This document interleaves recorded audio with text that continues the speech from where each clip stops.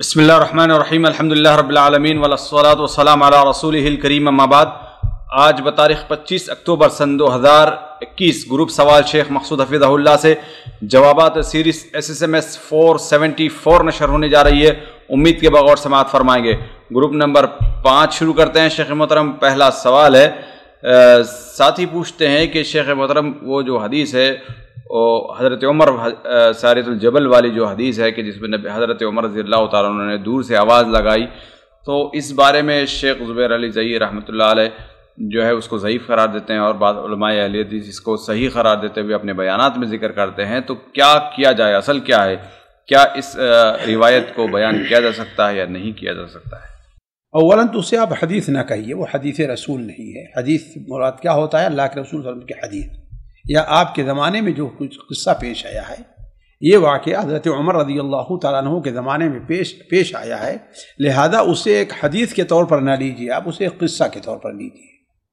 اور ظاہر بات ہے قصے کے بارے میں وہ سختی اور دقت نہیں ہے جو حدیث رسول صلی اللہ علیہ وسلم کے بارے میں ہے، ایک چیز۔ دوسری چیز، ہمیں یہ نہیں بھولنا چاہیے کہ اگر قصوں کو بیان کرنے والا کوئی ایک ایسا راوی ہے تو اگر اس میں کسی بھی قسم کا ذرا ضعف ہے تو اسے حدیث پر قیاس نہیں، اس لیے کہ حدیث الفاظ اور کلام ہوا کرتا ہے جس کا محفوظ رکھنا ایک الگ مسئلہ ہوتا ہے، لیکن قصے کو انسان عام طور پر دیکھتا ہے، سنتا ہے، عام طور پر محفوظ کر لیتا ہے کہ نہیں؟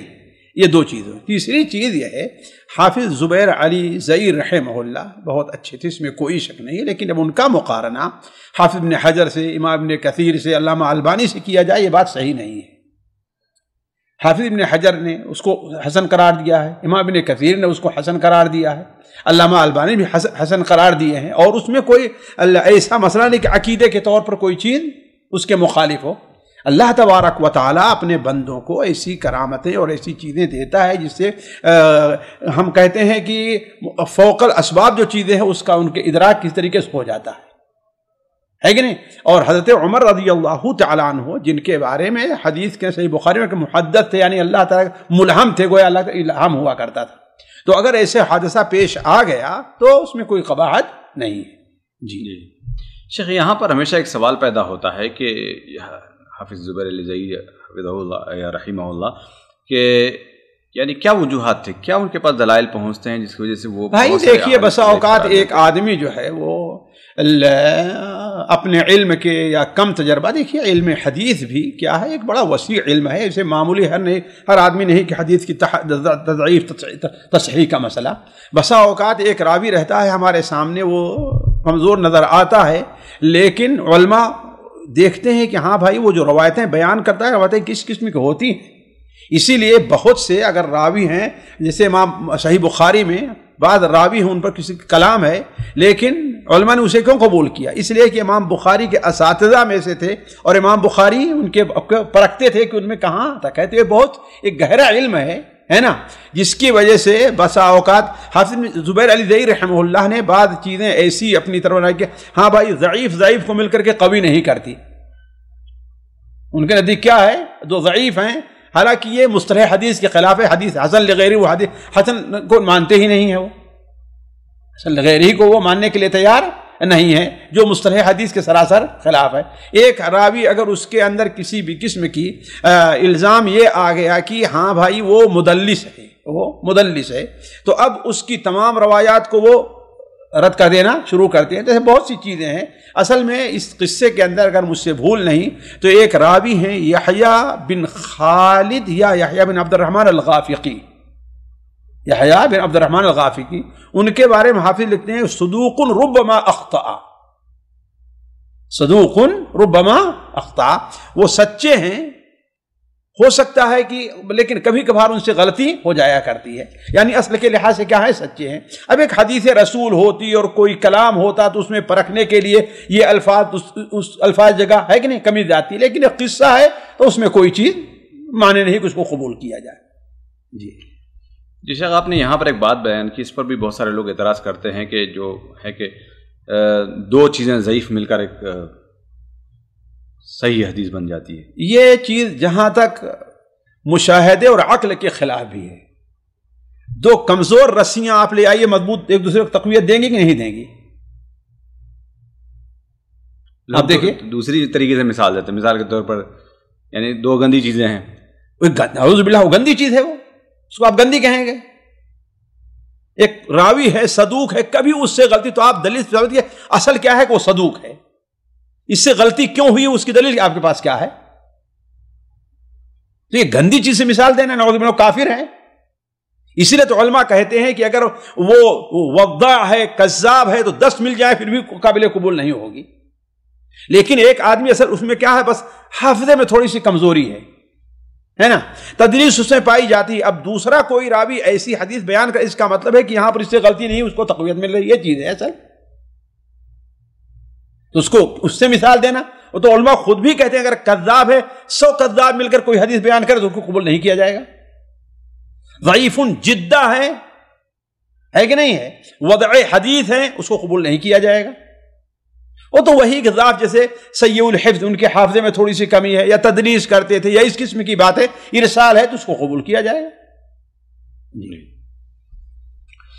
اگلا سوال ہے، ساتھی پوچھتے ہیں کہ شیخ محترم جبرائیل نام رکھنا کیسا ہے؟ مجھے بہت پسند ہے، کیا اپنے بچے کا نام رکھ سکتے ہیں؟ رکھ سکتے ہیں آپ، کوئی حرجہ نہیں، کہیں ممانعت نہیں ہے کہ آپ فرشتوں کے جو نام ہوں ان کے نام سے نام نہ رکھا جائے. اور یہاں پر آپ دیکھیں گے یہ نام ہم چلتا ہی ہے جبرائیل، ہے نا. جی اگلا سوال ہے، ساتھی پوچھتے ہیں شیخ محترم جیسے قرآن مجید میں اللہ رب العالمین فرماتے ہیں کہ اللہ تعالیٰ کسی نفس کو اس کی طاقت سے زیادہ نہیں دیتے، یعنی پھر دوسری جگہ آیت جو سکھائی گئی کہ ربنا ولا تحملنا ما لا طاقت لنا به والی جو حدیث آیت ہے، تو اس کے پس منظر میں وہ چیز کو سمجھنا چاہتے ہیں کہ کیا مطلب ہے. اللہ کے بندے دونوں میں کوئی تعارض نہیں ہے. جہاں یہ ہے کہ اللہ تعالیٰ بندے پر اس کی طاقت سے زیادہ بوجھ نہیں ڈالتا، تو اس سے مراد کیا ہے؟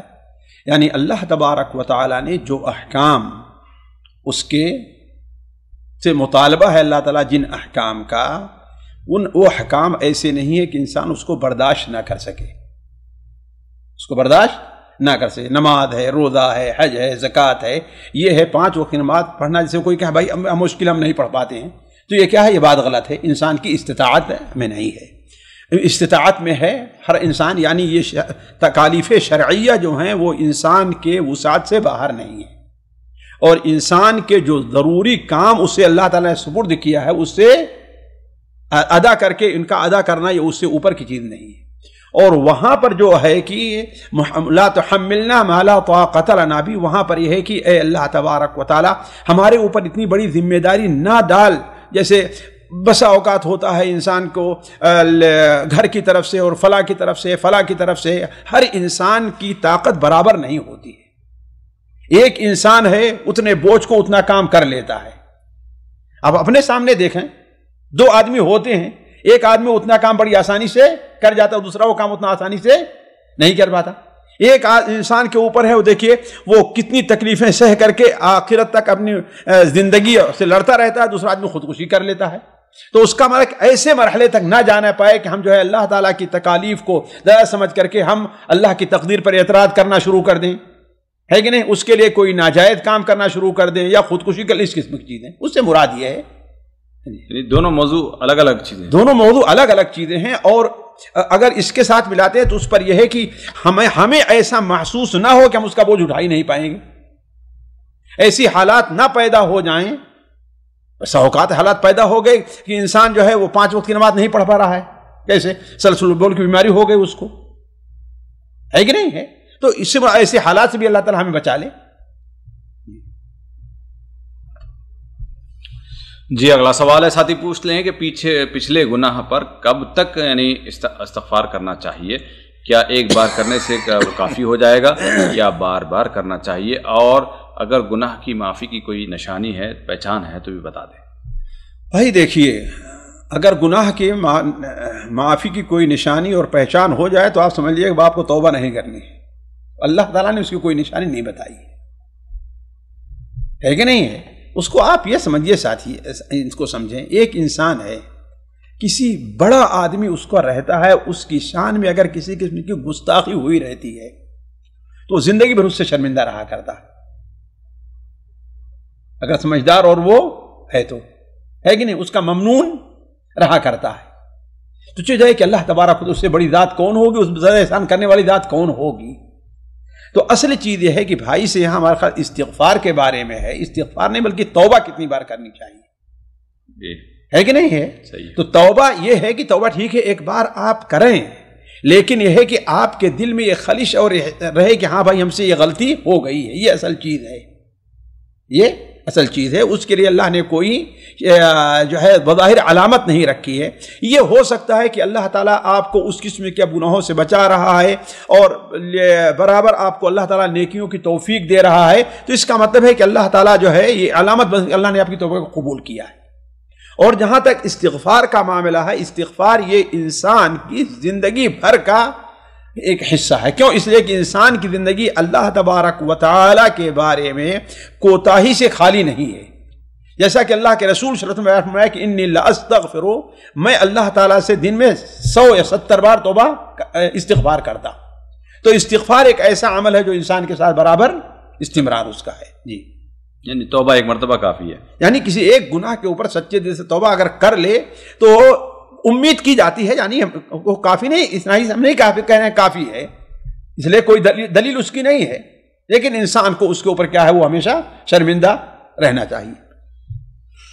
جی، اگلا سوال ہے، ساتھی پوچھتے ہیں کہ دلوں کو مطمئن القلوب کی کیفیت کیسے حاصل ہوتی ہے؟ کیا فرائض کے علاوہ بھی کوئی چیز اس حالت تک لے جانے والی ہے؟ میں نہیں سمجھا کہ اس کا بھائی چاہتے کیا ہیں؟ یعنی وہ چاہتے ہیں کہ یعنی مطمئن القلوب جو الفاظ آئے ہیں، اللہ بذکر اللہ تطمئن القلوب، جی جی جی، تو ظاہر بات ہے کہ اس میں فرائض کا کیا دخل ہے؟ دل کو جو اطمینان ہوتا ہے وہ کس سے ہوتا ہے، یہ بولنے کا مقصد ہے بھائی دل کو اطمینان ہونے کے لیے فرائض پڑھنے سے دل کو اطمینان حاصل ہو جاتا ہے، یا اور بھی کچھ اسپیشل چیزیں ہیں جو کرنے سے؟ یہ چیز صرف فرائض، اس میں کوئی دخل نہیں ہے، اس میں ہے کہ اللہ تعالیٰ کا بکثرت ذکر کیا جائے، اللہ تبارک و تعالیٰ کے جو حالات اللہ نے اس حال میں رکھا اس کے اوپر انسان کو مطمئن رہے اور سکون حاصل کرے، اس پر کسی کا اعتراض نہ رہے، ہے کہ نہیں؟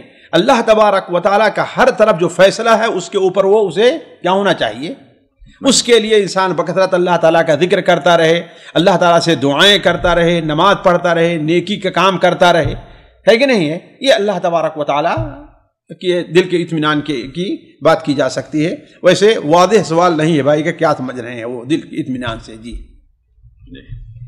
اگلا سوال ہے، ساتھی پوچھتے ہیں کہ کیا وجہ ہے کہ ایک آدمی برسوں سے نمازی بھی ہوتا ہے اور اس کے باوجود بھی وہ بہت بڑا بد اخلاق بھی ہوتا ہے؟ تو کون سی چیز اس کے اندر کمی پائی جاتی ہے؟ اس کا مطلب یہ ہے کہ اس کے نماز کے شرائط اور آداب اور خشوع اور خضوع کے اندر کمی ہے، ایک چیز۔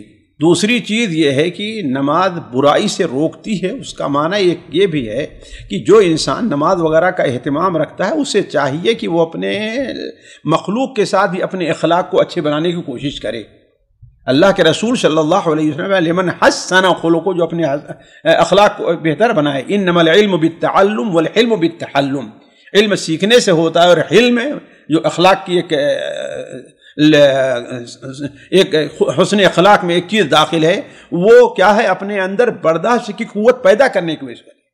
تو وہ شخص گویا کہ ایک رسمی طور پر جا رہا ہے اور اپنے اخلاق کو اچھے بنانے کی کوشش نہیں کرتا۔ جی یہ اگلا سوال ہے، ساتھی پوچھتی ہیں شیخ محترم، آج کل جیسے کہ شادی میں لڑکی والوں کی طرف سے کھانا کھلایا جاتا ہے، تو ایسی کسی شادی میں شرکت کر کے کھانا کھانے کا کیا حکم ہے؟ کوئی حرجہ نہیں ہے، کوئی ممانعت نہیں ہے، ایک عادات میں ہے، یہ عبادات میں نہیں کہ مشکل دلیل ڈھونڈیں، یہ عبادات میں ہے۔ اگر کہیں رواج ہے کہ ہاں بھائی لڑکی والے کھانا کھلاتے ہیں اور اپنی شوق سے ان کے اوپر بوجھ نہیں ڈالا جاتا، زبردستی نہیں کی جاتی، فرض نہیں کیا جاتا، تو کوئی حرج نہیں ہے اس میں، لیکن یہ نہیں ہونا چاہیے کہ ہاں بھائی ہم اتنے آئیں گے، آپ کو ہر حالت میں کرنا ہی ہے۔ صحیح بات، یہ چیز غلط ہے۔ یہ عادات میں نکاح تو سنت ہے نا؟ نکاح سنت کیا فرض بھی ہے؟ نکاح جی، نکاح فرض بھی ہے، اس کے ساتھ ملی بھی نہیں یہ چیزیں ساری۔ یہ دیکھیے، کیا عادات میں سنت چیزیں نہیں ہیں؟ اب کھانا کیا ہے، دائیں ہاتھ سے کھانا سنت ہے، تو اب ہم کیا اس کو ہر چیز پہ کریں گے ہمیں کس قسم کا کھانا کھانا چاہیے؟ چمچے سے کھائے کہ انسان کھانا نہ کھائے، اب آپ کہیں وہ بھی سنت ہے، کھانا ہاتھ سے کھانا، لہذا جو ہے انسان اپنی انگلی سے کھائے، چمچے سے کھائے نہ کھائے سنت کے خلاف ہو جائے گا، اس کا یہ معنی کہاں ہے؟ تو نکاح ہے، عمل نکاح اور یہ چیز کیا ہے، ایک عادات میں داخل ہیں.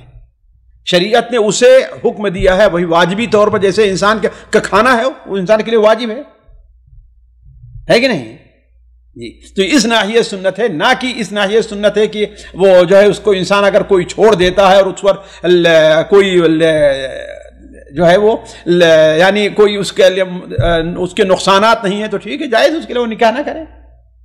بہت سے علماء نے نہیں کیا، امام نووی نے نہیں کیا شادی، امام ابن تیمیہ نے نہیں شادی کیا، امام بخاری رحمہ اللہ کے بارے میں مشکوک معاملہ ہے جی.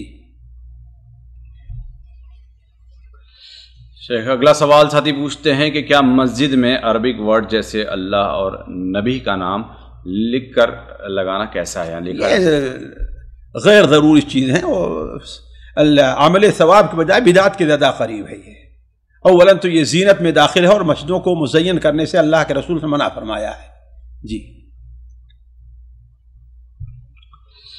جی اگلا سوال ہے، ساتھی پوچھتے ہیں کہ ہم 3 بھائی اور 2 بہن ہیں اور ہم تینوں بھائیوں نے مل کر سٹی میں ایک روم خریدا تھا جس میں آدھے پیسے میں نے دیے تھے اور آدھے پیسے میرے دونوں بھائیوں نے دیے تھے. اب وہ روم والدہ نے میرے نام پر کر دیا اور کہا کہ گاؤں میں جو تمہارے لیے زمین ہے وہ تمہارا اس میں حصہ نہیں رہے گا، تو یہ اس پہ راضی ہو چکے ہیں. اب سوال یہاں پر یہ ہے کہ یہ پوچھتے ہیں کہ کیا جو ان کا روم یا گھر جو بھی ہے سٹی میں، کیا اس میں سے ان کے بہنوں کا حصہ بنتا ہے یا نہیں بنتا ہے؟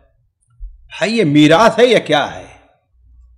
یہ میراث تو نہیں ہوگا، والدین زندہ ہے تو پھر میراث نہیں ہے تو ٹھیک ہے، والد جو ہے عدل کریں، جیسے بھائیوں کو دیا ایسے بہنوں کو بھی دیں. تو اس کی ذمہ داری کس کی بنتی ہے؟ والد کی بنتی ہے، ان کی نہیں بنتی. اب ان کو اگر روم دے دیا گیا، ان کا جو سٹی میں گھر دیا ہے ان کا ہو گیا، ان کے اوپر کوئی ضروری نہیں کہ اپنے بہنوں کو دیں. جی کوئی ضروری نہیں ان کو. تو والد کے اوپر ہے، والدین کے اوپر انہوں نے کس بنیاد پر کیا ہے یہ کیا ہے وہ جانے، لیکن یہ اصل مسئلہ یہ ہے کہ اب ان کے اوپر کوئی ذمہ داری نہیں ہے یہ چیز جی. یہاں پر یہ بھی ایک سوال پیدا ہوتا ہے نا شیخ، یہ ان کے پیسوں سے، ان کے اور بھائی کے پیسے ہیں، تو اس میں بہنوں کا تو یہاں پر بھی اعتدال ضروری ہے. دیکھیے اصل چیز یہ ہوتی ہے کہ کیا جس وقت انہوں نے پیسہ دیا تھا والد کو دیا تھا یا خود اپنے بنوائے تھے؟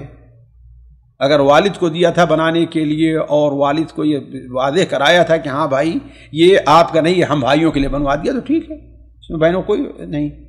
لیکن یہ جیسے بہت سے لوگ ہمارے یہاں یہ مشترکہ خاندانی نظام چلتا ہے، سارا کچھ والد تو دیتے ہیں وہی بناتے ہیں، کوئی تھوڑا کم دیتا ہے کوئی زیادہ دیتا ہے کہ نہیں ہے، لیکن چیز کسی مانی جاتی ہے، وہ والد کی مانی جاتی ہے. تو ابھی یہ تو وہ خود ہی فیصلہ کریں کہ ان لوگوں نے اپنے لیے بنوایا تھا یا والد صاحب کے لیے بنوایا تھا یا تمام لوگوں کے لیے، بھائی بہنوں کے لیے، سب کے لیے بنوایا تھا، کس لیے بنوایا تھا؟ ایک ہوتا ہے کہ سب کے لیے بنوانا اور ایک ہوتا ہے اپنی ملکیت میں رکھنا اس کو. ہاں تو ٹھیک ہے، اگر اپنی ملکیت میں رکھا تو کوئی سوال ہی نہیں ہے. بہت سارے لوگ تو بناتے ہیں، سب کے لیے بناتے ہیں تاکہ گھر آئے سب لوگ رہیں، لیکن پیسہ ایک کا لگتا ہے تو اس میں اس کا اعتبار نہیں ہے. اگر مشترکہ خاندانی نظام ہے، اللہ یہ کہ وہ واضح کر دے میں بنا رہا ہوں رہیے آپ، لیکن کس کا رہے گا؟ یہ میرا رہے گا، بھائیوں کا رہے گا، بہنوں کا کچھ حصہ نہیں رہے گا.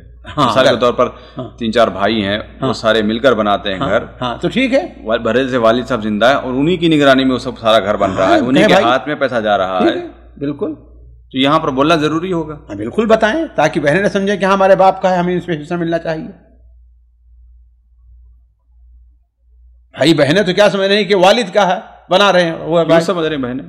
کیوں بھائی والد بنوا رہا ہے تو کون سمجھیں کہ پیسہ تو باہر تو ہر جگہ چلتا ہی ہے، لیکن اصل مالک کون رہتا ہے؟ باپ رہا کرتا ہے. یہ تو اس وقت پر ہو سکتا ہے جب باپ کی بھی کوئی کمائی ہو. بھائی یہ کوئی ضروری نہیں ہے، باپ گھر کا نگراں ہوتا ہے، وہ سب سے بڑی کمائی رہتی ہے باپ کی. باپ بنوا رہا ہے، سب مزدوری کہاں جائے گا اس کی محنت وہاں پر؟ وہ اصل گھر کا نگراں کون ہے؟ یہی تو ہے نا، سب اسی کو تو مانا جائے گا نا. اللہ کل حال یہ چیز واضح ہونی چاہیے. ہمارے یہاں جو بہت جھگڑے کھڑے ہوتے ہیں وہ اسی بنیاد پر ہوتے ہیں کہ معاملہ واضح نہیں رہا کرتا ہے. جی یعنی اگر شروع میں واضح نہیں کیا تو پھر کوئی حق نہیں بنتا، کوئی حق نہیں بنتا ہے، سارے اس میں شامل ہو ہی جائیں گے. جی جی والد کی ذمہ داری میں ہو رہا ہے، والد گھر کا مالک ہے، سارے پیسے لوگ وہاں پر اپنا، اللہ یہ کہ بھائی لوگ اپنا الگ الگ گھر بنوا کر کے رہتے ہیں فیملی کے ساتھ، یا ان کا الگ کمرہ بھی ہے لیکن سارے اپنا خرچ الگ چلاتے ہیں، اور والد کو دیر ہمارا بنا دے تب تو کسی کو شبہ نہیں ہوگا. جی جی لیکن اگر کہیں ایسی بات آ جائے تو یہ اصول مانا جائے گا کہ عرف یہی ہے، العرف محکم. جی ہاں، شروع میں بتایا تھا یا نہیں بتایا تھا، نہیں بتایا تھا تو وہ سب کا مانا جائے گا. العرف محکم، بھلے سے اس میں والد اور والدہ کے کوئی پیسہ نہ ہو. اور جس وقت بنانے رہتے ہیں نا اس وقت کسی کی نیت بھی نہیں، سب کہتے ہیں کہ ہاں بھائی چلو سب کا ہے، کوئی بات نہیں ہے. معاملہ کب کھڑا ہوتا ہے؟ جب پیسے کچھ کم ہوتے ہیں اور تقسیم معاملہ آتا ہے تو یہ ارے بھائی پیسہ تمہارا لگا تھا، ہمارا اتنا پیسہ لگا، ہمارا اتنا پیسہ لگا تھا. پہلے اگر بناتے وقت ہوئے تو کوئی نہیں کہے گا ہاں بھائی میں اپنے لیے اکیلے بنا رہا ہوں اس میں. جی نہیں، وہاں پر ایک ضرورت ہوتی ہے گھر کی، فیملی کے لیے. بھائی تو ٹھیک ہے، یہی تو میں بھی کہہ رہا ہوں نا کہ سب کے لیے بنا رہا، اپنے لیے نہیں بنا رہا. جی، سب کے لیے بنانا الگ ہے، لیکن وہ ضروری ہے کہ جب سب کے لیے بنائے تو سب کو دے بھی دے. بالکل دے، کیوں نہیں دے گا؟ سب کے لیے بنا رہا ہے تو سب کا ہے. پھر اب خود ہی نے سب کے لیے بنا رہا ہے تو سب کا ہے. وہ شیخ ہم ایک چیز بناتے ہیں تو اللہ کے بندے تو دیکھیے، اگر عرف میں یہ چیز ہے کہ ہاں اپنا الگ بناتے ہو رہنے تو کوئی حرجہ نہیں. جیسے ایک بہن ہے آپ کے گھر میں رہ رہی ہے، جی، والدین نہیں ہے، یا والدین کیا ہے اپنا کہیں اور رہ رہے ہیں، لیکن آپ پاس وہ بہن آپ نے بنائے رہ رہی ہے، رہے گی، لیکن کبھی نہیں سمجھے گا ہاں بھائی اس میں میرا بھی حق ہے کہ نہیں ہے.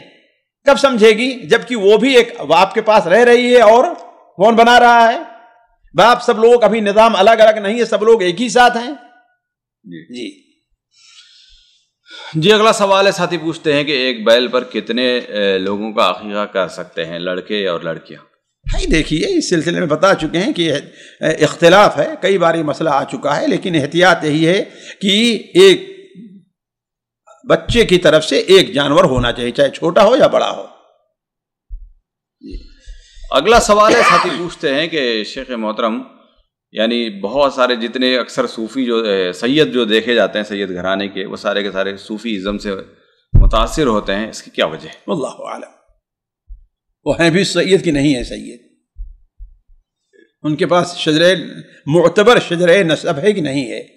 جی اگلا سوال کچھ سوالات خواتین گروپ سے شامل کیے جاتے ہیں. پہلا سوال ہے، بہن پوچھتی ہیں کہ اللہ تعالیٰ کو راضی کرنے کے لیے کوئی دعا ہے، اور اللہ تعالیٰ کون کون سے اعمال کرنے سے راضی ہوتے ہیں؟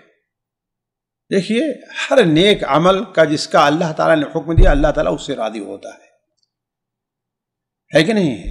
اللہ تبارک و تعالیٰ والدین کی خدمت سے، ان کو خوش کرنے سے راضی ہوتا ہے. رضا الوالدین ہے نا. ان الذین آمنوا وعملوا الصالحات، یہ دیکھیے جیسے سورہ بینہ کے اندر ہے، جنات تجری من تحتها خالدین فیہا اولئک هم خیر البریہ والذین ان الذین آمنوا وعملوا الصالحات اولئک هم خیر البریہ جزاؤہم عند ربہم جنات عدن تجری من تحت خالدین فیہا ابدا رضی اللہ عنہم ورضوا عنہ. ہر نیک عمل سے اللہ تبارک و تعالیٰ راضی ہوتا ہے، دعائیں بھی کرنے سے اللہ تبارک و تعالیٰ راضی ہوتا ہے. اس لیے آپ سے دعا کی اللہم انی اعوذ برضاک من سخطک وبمعافاتک من عقوبتک. جی ایک موضوع بڑا لمبا ہے، اس کے اوپر ایک جی اگلا سوال ہے، بہن پوچھتی ہیں کہ شیخ محترم، ایک مسلمان باپردہ عورت کا ایسے اسکول میں پڑھانا جہاں پر چہرے کے پردے کرنے سے منع کیا جاتا ہو تو کیسا ہے؟ ظاہر بات ہے ناجائز ہے، یعنی جس میں اختلاف ہے اس کو لے کر کام نہیں کر سکتے. بھائی اختلاف یہ دیکھا جائے تو پھر بہت سی مسائل ہو جائیں. یہ کہیے کہ اس کے لیے مجبوری ہو جائے، کوئی اور ذریعہ معاش نہیں ہے اس کا کوئی اور ذریعہ معاش نہیں ہے، اسے بچوں کی پرورش تو ٹھیک ہے ایسے موقع پر کر لیں بدرجہ مجبوری. ورنہ ہر آدمی جس میں اختلاف ہو اپنے فائدے کے لیے، تو دین کا تو کوئی للہیت کوئی مسئلہ ہی نہیں رہ جائے گا، صرف اپنی. اس لیے تو علماء کہتے آئے ہیں کہ جو رخصتوں کو تلاش کرتا ہے وہ زندگی بن جایا کرتا ہے. یعنی اس کے نزدیک کیا ہے؟ دین کوئی اہمیت نہیں رکھتی. جہاں ہم نے اپنا فائدہ دیکھا اس میں چلے گئے. جی ایک آدھ مرتبہ بھی جا سکتا ہے؟ بالکل نہیں جا سکتا ہے جب تک کہ اس کے سامنے دلائل واضح نہ ہو. اللہ کی جیسے نے کہا کوئی مجبوری کی صورت ہے جیسے یہ ہے. جی اب مثال بہت سے ہمارے حناف جن کو ہم کہتے ہیں آتے ہیں، ان کے یہاں جمع بین الصلاتین جائز نہیں ہے کہ نہیں ہے. لیکن جب یہاں مکہ سے جانا ہو مدینہ، و مدینہ سے مکہ ادھر ادھر جانا ہو تو ڈرائیور کیا کرتے ہیں؟ دونوں ایک ساتھ پڑھا دیتے. اب وہ کیا کریں؟ یا تو پھر اپنی نماز چھوڑیں، یا تو ایک مجبوری ہے نا، ایسے میں عمل کر لیں. جی طلاق والے بھی ایسے ہی ہو جائے گا. ہاں جی جی جی. اگلا سوال ہے، بہن پوچھتی ہیں کیا جمعہ کے دن عصر کے بعد نکاح سنت سے ثابت ہے؟ بھائی میرے علم میں نہ کوئی سنت سے ثابت ہے نہ کوئی ممانعت ہے نا. نکاح کے لیے اللہ کے تعالیٰ نے کوئی وقت نہیں رکھا، انسان کی حاجت، ضرورت اور سہولت کے اوپر ہے. جی. اگلا سوال بہن پوچھتے ہیں کیا ایسی کوئی حدیث ہے جس میں 3 دن استخارہ کرنے کا ذکر آیا ہو؟ نہیں، کوئی اس کی تحدید نہیں ہے، صرف استخارہ کا ہے. لیکن بعض اہل جو کہتے ہیں وہ یہ ہے کہ اللہ کے رسول صلی اللہ علیہ وسلم دعا کرتے ہو 3 بار دعا کرتے ہے کہ نہیں، تو اس سے استعنات کے طور پر، ورنہ کوئی اس کی دلیل نہیں ہے. جی. اگلا سوال ہے بہن پوچھتے ہیں کیا ہم بستری کے بعد بیڈ شیٹ کو تبدیل کر لینا چاہیے یا کوئی بات نہیں ہے؟ کوئی بات نہیں ہے، اس لیے کہ وہ اس پر نجاست نہیں لگی ہے، اور نجاست لگی بھی تو راجح قول یہی ہے کہ منی پاک ناپاک نہیں ہے، اور اگر ناپاک ہے تو نجاست خفیفہ ہے، یعنی اس کو صاف کر دیا جائے تو وہ چیز کپڑے سے یا سوکھ گئی ہو تو اس کو رگڑ کرے تو صاف ہو جائے گی. کوئی جی. اگلا سوال ہے، تفصیل سے سوال. ایک بہن لکھتی ہیں کہ نبی کریم صلی اللہ علیہ وسلم نے اپنی زندگی میں کسی بھی داماد کو اجازت نہیں دی کہ ان کی بیٹی پر دوسری عورت لائے. جب حضرت علی رضی اللہ عنہ نے ایسا کرنے کی کوشش کی تو وہ ناراضگی کا اظہار کیا اور کہا کہ فاطمہ میری جگر کا ٹکڑا ہے، جس نے اسے تکلیف دی اس نے مجھے تکلیف دی. حدیث کے الفاظ سے ظاہر ہوتا ہے کہ دوسری شادی کی خبر سن کر فاطمہ تکلیف میں آئی تھیں. اگر نبی یہ تکلیف محسوس کر رہے ہیں، نبی کی بیٹی تکلیف محسوس کر رہی ہے، تو ایک عام مسلمان عورت اور بیٹی کے باپ کو بھی وہی تکلیف محسوس ہوتی ہے. پھر ایک عام مسلمان باپ اپنے داماد کو دوسری شادی سے کیوں نہیں روک سکتا؟ ٹھیک ہے، روک سکتا ہے، لیکن داماد کے اوپر واجب نہیں اس کو مانے، اس کو طلاق دے دے. دوسری شادی کرنا ہے، آیا اللہ کے رسول زمانے میں لوگ دوسری شادی کرتے تھے کہ نہیں شادی کرتے تھے؟ اللہ کے رسول نے کیا کہ نہیں کیا؟ حضرت عمر نے کیا کہ نہیں کیا؟ حضرت ابو بکر نے کیا کہ نہیں کیا؟ تب کیے ہے نا. تو پھر اسی لیے بعض علماء اس طرف گئے ہیں کہ یہ حضرت فاطمہ کے ساتھ خاص تھا، یہ حضرت فاطمہ کے ساتھ خاص تھا، ورنہ اللہ کے رسول صلی اللہ علیہ وسلم کے زمانے میں کسی باپ کا کوئی ایسا نہیں ہے کسی نے ایسا منع کیا ہو. جی جی. تو یہاں پر آگے وہ بھی لکھتی ہیں کہ علماء آج کل کے عام عورت کے لیے علماء کیوں کہہ دیتے ہیں کہ بیوی کے بغیر بتائے دوسری شادی کر لیں، کوئی حرج نہیں تاکہ بیوی حضرت فاطمہ کی طرح روک بھی نہ سکے. تو اس میں کہاں یہ ہے کہ بتانا ضروری ہے، یہ ہے کہ بالکل اسے خبر کرے، بتائے کہ ہمیں ایسا کرنا تاکہ اچانک اس کے اوپر وہ نہ آ جائے. لیکن اگر کوئی بتاتا نہیں ہے، اس سے اجازت لینا یہ شرط نہیں ہے. اس لیے ہم نے کہا یہ حضرت فاطمہ رضی اللہ تعالیٰ خاص، شیخ ابن باز وغیرہ نے یہی کہا ہے کہ یہ خاص تھا حضرت فاطمہ کے ساتھ. جی. ورنہ اللہ کے رسول صلی اللہ علیہ وسلم دوسری آپ کی بھی جو بیٹیاں تھیں، بیویاں تھیں، وہ بھی کسی کی بیٹی تھیں کہ نہیں تھی؟ حضرت ابوبکر کی بیٹی تھی، حضرت عمر کی بیٹی تھی، ہے کہ نہیں؟ لیکن ان لوگوں نے یہ اعتراض کیا. تو آج کیوں لوگ اعتراض گڑھ رہے ہیں ایسا؟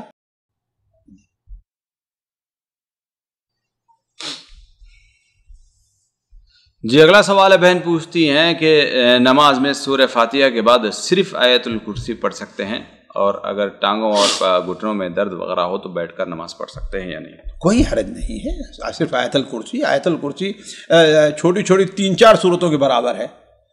بعض شبہ اصل میں یہ ہوتا ہے کہ فقہ حنفی میں یہ لکھا ہوا ہے کہ کوئی کم سے کم 3 آیت پڑھے یا کوئی بڑی آیت پڑھے.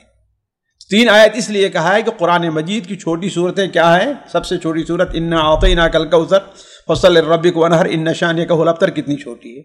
تو اگر کوئی ایک بڑی آیت ہے جو تینوں آیتوں کے برابر ہے تو ایک آیت بھی کافی ہو جاتی ہے. جی. اگلا سوال ہے، بہن پوچھتی ہیں کہ شیخ محترم کسی ویڈیو میں ایک عالم بتا رہے تھے کہ ہر انسان کو خبر میں دجال کے فتنے جیسا ایک فتنہ ملے گا. یہ کیسا فتنہ ہوگا اور کس حدیث میں ایسا آیا ہے؟ کیا ہر مومن کو خبر میں دبائے گی؟ یہ اس فتنے کی بات ہے یا پھر ہر مسلمان کو مرنے کے بعد ایسی آگ میں کودنے کا کہا جائے گا جیسے دجال دنیا میں لوگوں کو آگ میں کودنے کا کہے گا؟ نہیں، یہ سب بات نہیں. اصل قریب من فتنۃ الدجال، شاید یہ حدیث اگر مجھ سے بھول نہیں، صحیح بخاری میں یقین کے ساتھ نہیں کہہ سکتا. قریب من فتنۃ، فتنہ دجال کے قریب، یعنی جس طریقے سے دجال کا فتنہ خطرناک ہوگا ایسے ہی خطرناک فتنوں سے تمہیں سابقہ پڑے گا، ہے کہ نہیں ہے؟ مثال تو انسان جو ہے قبر کے اندر بے یار و مددگار پڑا ہوا ہے، اب ڈراؤنی شکل میں فرشتے آئے تو کس قدر گھبراہٹ انسان کو ہوگی، ہے نا؟ جس طریقے دجال کے زمانے میں لوگ بھوکے ہوں گے، پریشان ہوں گے، ایسی صورت میں ایک شخص آئے گا جس کو ہر قسم کی صلاحیت اللہ تعالیٰ نے دی ہے، تو اس سے لوگ ڈریں گے بھی اور اس سے امید بھی رکھیں گے۔ تو قریب من، یعنی جس طریقے دجال کا فتنہ خطرناک ہے، ایسے ہی قبر کے اندر بھی خطرناک فتنے ہوں گے جی۔ اور وہ فتنے جو ہے سوال جواب کی شکل میں بھی ہو سکتا ہے، لیکن اصل فتنہ کیا ہے کہ جب پہلی بار جو ڈراؤنی شکل میں فرشتے آئیں گے اور سوال کریں گے من ربک، تو یہ موقف کیا رہے، بڑا سخت رہے گا انسان کو ثابت قدم رہنے کے لیے۔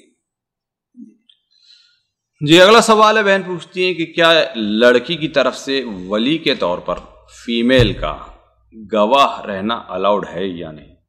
دیکھیے اصل یہ ہے کہ نکاح دو مردوں کی گواہی اس میں معتبر ہے، نہ کہ عورتوں کی گواہی۔ اللہ کے رسول صلی اللہ علیہ وسلم نے بیان لا نکاح الا بولی وشاہدی عدل، ہے کہ نہیں؟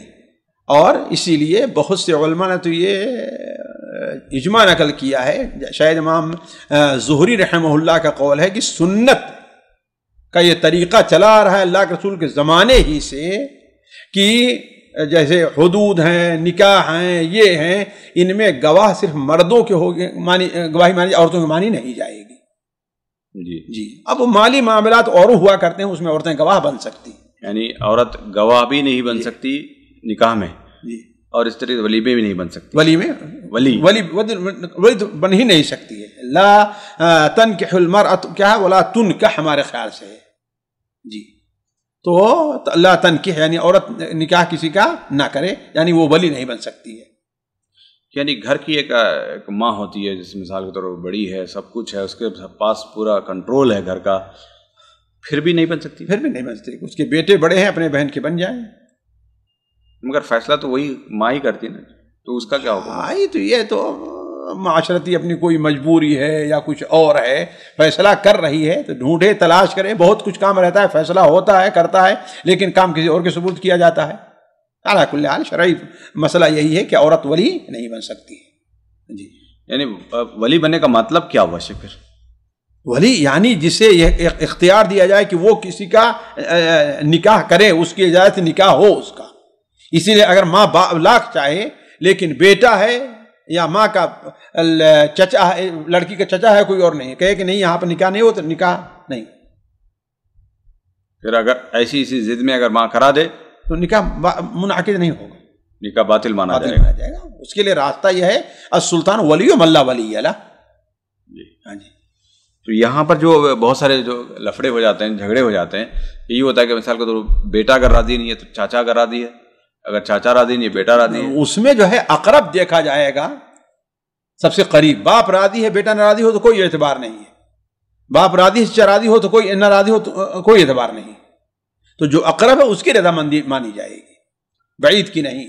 چاچا اقرب ہے یا بیٹا اقرب ہے؟ بیٹا اقرب ہے، بہن کے اپنے یعنی بھائی جو ہے اس کا جی، وہ اقرب ہے جی، چاچا اس کے بعد آ جائے جی، اس کے بعد آئے گا۔ دادا اور بیٹے میں دادا اقرب ہو مانا جائے گا، چچا اب باپ کی جگہ لے لیتا ہے نا وہ دادا میراث میں بھی جی جی۔ جی اگلا سوال ہے، بہن تفصیل سے اپنا سوال لکھتی ہیں کہ مجھے ہمیشہ 2 ماہواری کے بیچ میں ایک ماہواری ہوتی ہے 4 دن کے لیے، جس میں خون نہیں آتا ہے، پر کچھ بہت چھوٹے چھوٹے یعنی خون کے براؤن کلاتس یا ڈاٹس وغیرہ جو ہے نظر آتے ہیں۔ تو ڈاکٹر کو بھی انہوں نے بتایا، انہوں نے کہا کہ تمہاری 40 دن میں ماہواری آتی ہے، لیکن ان کا یہ کہنا ہے کہ اس طریقے سے ہر یعنی 2 مہینے کے بعد یہ ہر چیز ہوتی ہے، جس کی وجہ سے یعنی 7 دن ان کا جو پیریڈ کا ٹائم ہے وہ ہے، پھر 2 دن ادھر اور 2 دن اس کے بعد بھی یعنی ختم ہونے کے بعد بھی یہ چیز نظر آتی ہے، تو اس طریقے سے ان کے 10-12 دن نکل جاتے ہیں۔ تو بہن کا سوال یہ ہے کہ وہ کیا کرے، 2 دن پہلے کے اور 2 دن بعد کے، کیا اس میں نماز پڑھے یا نماز پڑھے؟ دیکھیں ڈاکٹر سمجھدار ڈاکٹر ہو لیڈیز یا کوئی اگر سمجھدار عالم ہو اس کے سامنے بیٹھ کر کے رکھیں، اس لیے کہ اب ہم اس میں بتا نہیں سکتے ہیں، اس کے بہت سی صورتیں ہو سکتی ہیں، سوالات ہو سکتے ہیں، آیا وہ یہ جو یعنی براؤن یا جو آ رہا ہے آیا اس سے متصل ہے یا طہارت کے بعد آ رہتا ہے، اگر اس سے متصل ہے تو مانا جائے گا حیض ہی کے اندر ہے کہ نہیں ہے، چاہے قبل ہو یا بعد ہو. اور اگر بعد میں آ رہا ہے تو وہ اگر صرف جو ہے مٹیالہ اور یہ چیز ہے تو اس کا کوئی اعتبار نہیں ہوگا. دوسری چیز یہ ہے کہ کیا اگر وہ خون آ رہا ہے تو حیض آنے کے جو ہمیشہ اعراض ہیں وہ پائے جاتے ہیں کہ نہیں پائے جاتے ہیں. جیسے بہت سی عورتوں کے کمر میں درد ہوتا ہے، سر میں درد ہوتا ہے، لکھا ہے انہوں نے چڑچڑاپن ہوتا ہے اس میں کہ جو ماہواری کی جو تکلیفیں ہوتی ہیں وہ ساری ہوتی ہیں اس چاند دنوں میں. ہاں تو اگر وہ ہوتی ہیں تو مانا ہی جائے گا کہ حیض کا خون ہے وہ. جی جی. اگلا سوال ہے، بہن پوچھتی ہیں کہ شیخ صاحب گدے پر نماز پڑھنے کا کیا حکم ہے؟ کوئی حرج نہیں ہے، لیکن شرط یہ ہے کہ گدا اتنا کڑا ہو جو زمین اور ان کے درمیان میں کوئی جیسے وپریشن یہ حرکت نہیں ہونی چاہیے. اس لیے کہ اللہ کے رسول صلی اللہ علیہ وسلم نے حدیث میں مکن جب تک، مکن کے معنی کیا ہے؟ یعنی وہ بالکل ٹھہر جائے اس کے اوپر. بعض روایتوں میں شاید مسند احمد کے اندر حتی تشعر حجم الارض، یعنی زمین کا کیا ہے اسے احساس ہونے لگے. جیسے آج کل بڑے اسفنج ہوتے ہیں جس پر یعنی مستقل نہیں ہو پاتا تو اس پر سجدہ جائز نہیں ہے. جی سامعین کرام، ہمارے علمی اور عوامی دروس اور سوال و جواب کی مجلسوں سے آپ خود بھی مستفید ہوں اور اپنے دوست و احباب کے ساتھ بھی شیئر کریں. عین ممکن ہے کہ آپ کے شیئر سے کسی کی اصلاح اور آپ کے لیے صدقہ جاریہ بن جائے. واٹس ایپ پر اسلامک میسج حاصل کرنے کے لیے نمبر نوٹ فرمائیں: یعقوب عزیز 00966 5089 59707. واٹس ایپ سوال جواب گروپ میں ایڈ ہونے کے لیے نمبر نوٹ فرمائیں: عبدالسلام عمری 00966 502627 622. نمبر بھیجتے ہوئے نام اور پتہ ضرور لکھیں. اسی طرح ہمارے یوٹیوب چینل اسلامی دعویٰ کو ضرور سبسکرائب کریں تاکہ ہماری ہر نئی اور اہم ویڈیو کی اطلاع آپ کو فوری حاصل ہو جائے. تمام دروس، مقالات اور سوال و جواب سیریز کے لیے ہماری مشہور ویب سائٹ www.islamidawah.com کا مشاہدہ کرتے رہیں. السلام علیکم ورحمۃ اللہ وبرکاتہ.